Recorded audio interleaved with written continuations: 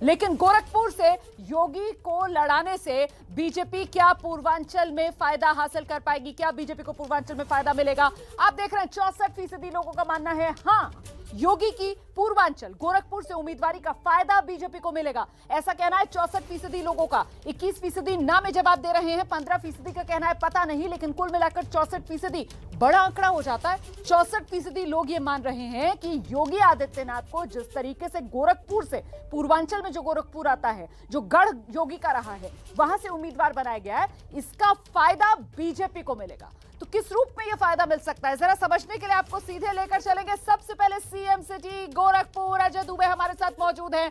अजय, जरा जानिए जो बीजेपी के समर्थक आपके साथ मौजूद हैं कि फायदा मिलने की बात तो इस सर्वे में सामने निकल कर आ रही है, लेकिन किस रूप में फायदा? पूर्वांचल 130 विधानसभा सीटें आती हैं।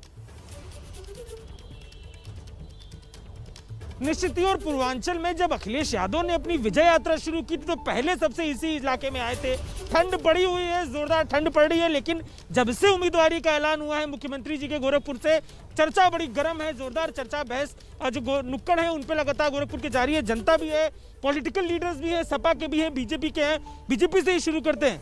क्या लग रहा है सर, उम्मीदवारी जो यहाँ की है पूर्वांचल में पूरा माहौल बनाएगी कि सिर्फ गोरखपुर तक रहेगी? गोरखपुर का सीट से महाराज जी का चुनाव लड़ने से पूरे उत्तर प्रदेश में, हालांकि पूरे उत्तर प्रदेश की जनता चाहती थी कि महाराज जी हमारे वहां से चुनाव लड़े, लेकिन महाराज जी गोरखपुर अपना घर चुने हैं।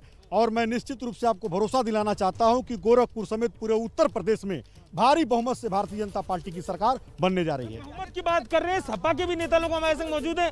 सर, क्या लग रहा है, पूर्वांचल में पूरा माहौल रहेगा टाइट? बीजेपी की उम्मीदवारी यहाँ से हुई है, या फिर जिस तरीके से अखिलेश जी बार बार कहते हैं एक तरफा रहेगा मामला? देखिए, पूर्वांचल के लोगों को बड़ी उम्मीद हुई जब योगी आदित्यनाथ जी मुख्यमंत्री बने, और खास करके गोरखपुर शहर को भी काफ़ी उम्मीद हुई, क्योंकि बार बार योगी जी जब एज ए सांसद रिप्रेजेंट करते थे तो कहते थे कि खाली इटावा सैफई का डेवलपमेंट होता है। हम लोगों को भी लगा चलो बीजेपी बहुमत से आई तो मुख्यमंत्री तो किसी को बनना ही था, तो महाराज जी यहाँ से मुख्यमंत्री बने। गोरखपुर की दो मूल समस्या थी, एक जाम की, एक जल निकासी की। हम लोग सोचे कि इससे हम लोगों को आजीवन मुक्ति मिल जाएगी। मुद्दा गोरखपुर का सर, आप जरा मुझे आज ये बताइए कि असर पूर्वांचल भर में रहेगा? नहीं रहेगा, बगल की सीट तक नहीं रहेगा। पूर्वांचल की बात ही छोड़ दीजिए आप। और खुद इस सीट पर वो बुरी तरह घिरे हुए, क्योंकि जनता तो वो सवाल मांगने घर से नाव से जो निकली है बरसात में। क्या आपके नेताजी कह रहे हैं घिरे हुए? आपको देखिए, आपने जैसा कहा कि योगी जी के लड़ने से पूर्वांचल को क्या फायदा होगा। जो मुख्यमंत्री अपने कैबिनेट को नहीं बचा पाया, सारे कैबिनेट के विधायक, उसके मंत्री और सांसद टूट के हमारी पार्टी में आ गए।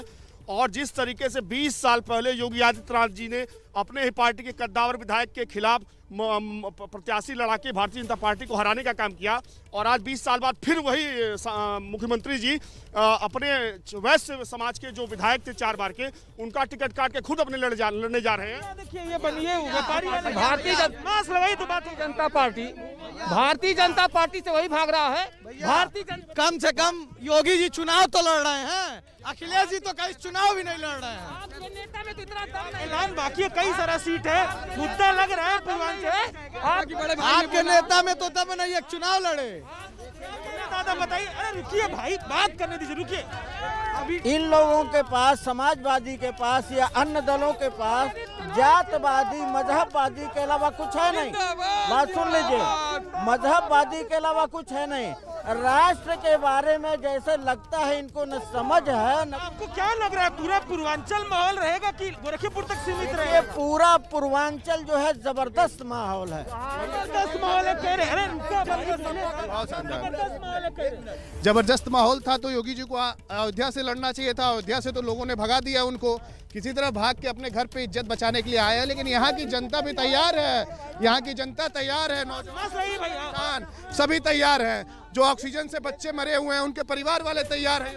मथुरा का भी जिक्र मुझे बताइए। पूर्वांचल में समाजवादी पार्टी का कहीं खाता नहीं खुलेगा और समाजवादी पार्टी के प्रत्याशियों की जमानत जब्त हो जाएगी। अब कहते हैं कि 400 सीट वो लाएंगे खाता बीजेपी, आप कह रहे पूर्वांचल में बड़ा दुविधा है।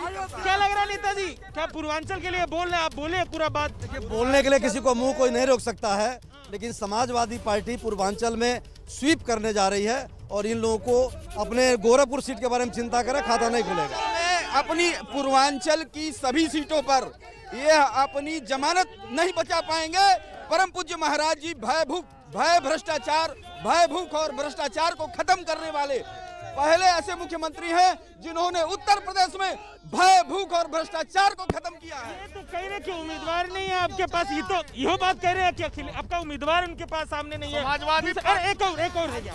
ये कह रहे उम्मीदवार नहीं है, दूसरा कह रहे अखिलेश जी लड़ने भी नहीं आ रहे। काहे नहीं भैया बोल दे रहे कि हमारे लड़ने के लिए। माननीय अखिलेश यादव जी जनता द्वारा चुने गए सांसद हैं, और जो लोग गलतफहमी के शिकार हैं कि उम्मीदवार नहीं है, यहाँ का एक एक कार्यकर्ता समाजवादी पार्टी का अखिलेश यादव का उम्मीदवार है। और योगी जी को जो शिखर से शून्य पे आ गए हैं, यहाँ उनको हम लोग शून्य करके गोरखनाथ मंदिर में भेजेंगे। मंदिर भेज देंगे। 18 साल के बाद उत्तर प्रदेश में कोई मुख्यमंत्री चुनाव लड़ने, एक सेकंड, 18 साल के बाद उत्तर प्रदेश में कोई मुख्यमंत्री चुनाव लड़ने आ रहा। इनके नेता को इतना दम नहीं है, जनता को इतना भरोसा नहीं है कि वो चुनाव लड़ने आए। हमारे महाराज रुकिए भाई, डरते हैं क्या चुनाव अखिलेश जी चुनाव लड़ने डरते हैं जी? मास्क लगाइए। अखिलेश यादव इस देश के नेता उत्तर प्रदेश में पूर्ण बहुमत से सरकार बनाने जा रहे हैं। योगी जी अलग अलग राय है, मुद्दा छिड़ेगा। राय जो तमाम लोग हैं दोनों पार्टियों के, महत्वपूर्ण क्या है कि सबसे ज्यादा उत्साह में समाजवादी पार्टी, बीजेपी, इन्हीं के लोग हैं। बिल्कुल, और आंकड़ा ये कह रहा है कि 64% लोगों को लगता है गोरखपुर से योगी के लड़ने से बीजेपी को पूर्वांचल में फायदा मिलेगा।